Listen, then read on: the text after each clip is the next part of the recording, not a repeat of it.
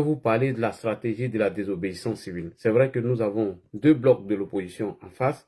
Il y a eu le premier bloc qui est chapeauté par M. Tidiane Thiam, le pafloteur, le menteur. Eux, ils veulent aller aux élections. Deuxième, eux ne veulent pas aller aux élections. Ça, c'est le cas de M. Laurent Gbagbo et Guillaume Soro et autres. Alors, on commence par Tidiane Thiam déjà. Au risque de me répéter, M. Tidiane Thiam est un menteur. Tout le monde a vu depuis le début de son problème de nationalité jusqu'à aujourd'hui. Tidiane Thiam nous a fait savoir qu'il s'était déjà débarrassé de sa nationalité française, chose qui était faux d'ailleurs. Et Maître Blessy nous avait dit que M. Tidiane Thiam avait pas un problème de nationalité, sans oublier M. Bredoumé. C'est qu'on a constaté plus tard que Tidiane Thiam n'avait pas encore renoncé à sa nationalité.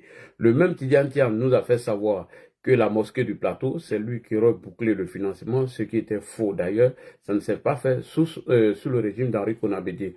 Le même Tidiane Thiam encore nous dit que le président Houphouët-Boigny, lorsqu'il prenait sa voiture pour aller à Yamoussoukro, il s'arrêtait dans chaque village et il buvait du bangui jusqu'à Yamoussoukro. Et le chauffeur d'Houphouët est sorti pour démentir cela, que le président Houphouët n'a jamais bu une goutte d'alcool. Donc nous savons déjà que M. Tidiane Thiam est un mythomane, c'est un menteur et c'est un manipulateur.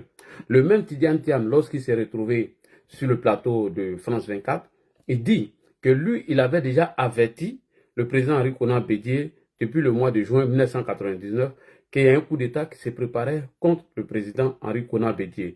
Et le président Henri Konan Bédié n'a pas écouté les sonnettes d'alarme de M. Tidiane Thiam. Donc, au mois de juin déjà, lui, il a envoyé sa famille aux États-Unis. Excusez-moi, c'est parce que je suis en train de faire des partages. Et donc, lui, il a envoyé sa famille aux États-Unis, ce qui est faux d'ailleurs. Tidiane Thiam est un mythomane, c'est un menteur. En 1999, depuis le mois de juin 1999, les militaires ivoiriens étaient déjà en mission en Centrafrique. Depuis le mois de juin, ils étaient en mission. Et ces gars-là sont rentrés en décembre 99 en Côte d'Ivoire. Et ils ont commencé leur mutinerie, ils réclamaient leur prime. Chose que le président Henri Konan Bédié ne voulait pas écouter. Donc, ils sont allés prendre le général Robert Guéhi en otage, qui lui-même l'a confirmé au Forum de la Réconciliation Nationale. Il dit que ce n'était pas un coup d'État, que depuis quand on fait un coup d'État, quelqu'un qui veut faire un coup d'État contre toi, prend la peine de t'appeler au téléphone et bien évidemment, pour dire qu'il faut écouter les jeunes gens. Donc, n'ayant pas écouté les jeunes gens, ils sont allés jusqu'au bout et Henri Konan Bédié a été renversé. Donc, Thiam, c'est un mythomane, c'est un menteur. Déjà, tu as menti sur le mois de juin en disant qu'il y a un coup d'État qui s'est préparé, alors que les militaires étaient en mission. C'était les zinzins, les baïfoués. Des gens qui ne sont même pas encore en tête de leur mission. Ils ne savent même pas si la mission va bien se passer ou bien ça va mal se tourner. S'ils rentraient en Côte d'Ivoire, si leur prime allait être donnée oui ou non. Et toi, tu viens nous dire que depuis le mois de juin, tu as été informé déjà sur un coup d'État prétendu contre Henri Konan Bédié. Donc, Thiam, c'est un pafloteur, Thiam, c'est un menteur. Et Thiam qui dit qu'il ne voulait pas mettre le serpent dans son pantalon, on a l'impression qu'il a mis le serpent dans son pantalon. Donc, Thiam, c'est un mythomane, c'est un menteur, c'est ce que je sais de Thiam. Donc, Thiam, même si sa candidature serait validée, oui ou non, M. Tidiane Thiam ne peut même pas avoir, je dis bien, 18% au premier tour des élections. Parce que le PDCI uni derrière Henri Konan Bédié, où il n'y avait même pas de division en 2010, ils sont venus au premier tour qu'avec 25% au premier tour. Bon, imaginez-vous le PDCI qui a été repoussé aujourd'hui sur le plan électoral par le RHDP, même dans le vieux Baoulé. Eux, là, ils peuvent avoir 10% actuellement, là, au premier tour des élections. Et puis, ils sont divisés. Donc, Thiam, c'est un mythomane, c'est un menteur. Et Thiam qui avait apprécié d'abord le bilan du président Hassan Ouattara, où il disait que le RHDP a fait des bonnes choses, beaucoup de choses ont été faites dans ce pays. Le même Tidiane Thiam, pensant qu'on allait lui donner notre appareil politique, parce qu'il n'aime pas se battre, c'est un paresseux. C'est un vaurien. Tidiane Thiam, c'est le plus paresseux des politiciens ivoiriens. Quelqu'un qui traite ses semblables de serpents, il est méchant, ce monsieur. Ce monsieur est très méchant et c'est un hypocrite, c'est un vrai vaurien.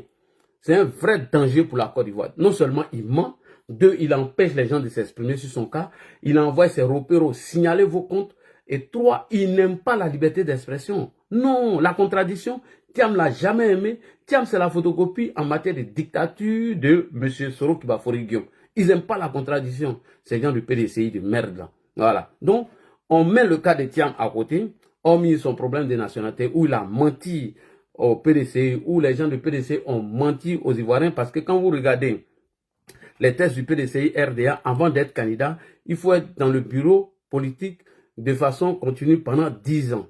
Thierry Tano et Jean-Luc Bion se sont abstenus parce qu'ils disent qu'ils avaient 9 ans de présence dans le bureau politique du PDCI.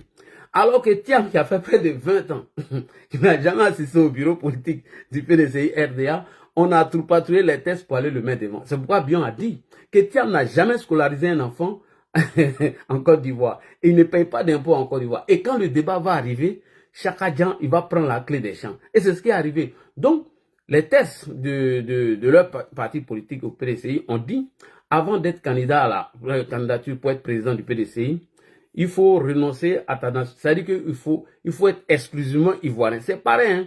Alors, Thiam, qui avait la nationalité française, comment se fait-il qu'il a été mis comme président du PDCI RDA? Je pense qu'il y a la dame Valérie Kouala qui a porté plainte contre lui. Donc, Thiam risque d'être destitué de son poste de président du PDCI RDA. Donc, faites très attention parce qu'il a menti à tout le monde.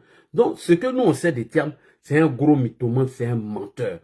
Et vous avez regardé le rapport de Crédit Suisse.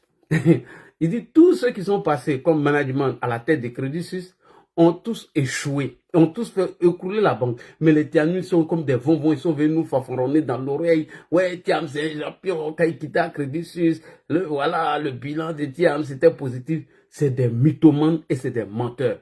Et les plus xénophobes, les plus tribalistes, sont les gens de PDCI de Daokro, à commencer par Jacques Roger depuis les États-Unis, sans oublier le porte-parole même du PDCI qui dit que tous ceux que ce sont les enfants adultériens qui, bien évidemment, qui sont pas, les enfants bablés qui ne sont pas au PDCI, sont des enfants adultériens. C'est les vrais xénophobes, des tribalistes. C'est des dangers pour la Côte d'Ivoire de demain. Donc, c'est pourquoi je les dénonce ici. Voilà. Partons de ce fait. Maintenant, le reste, c'est la justice qui va régler. Venons maintenant sur Guillaume Soro. Alors, on revient sur Guillaume Kibafori Soro.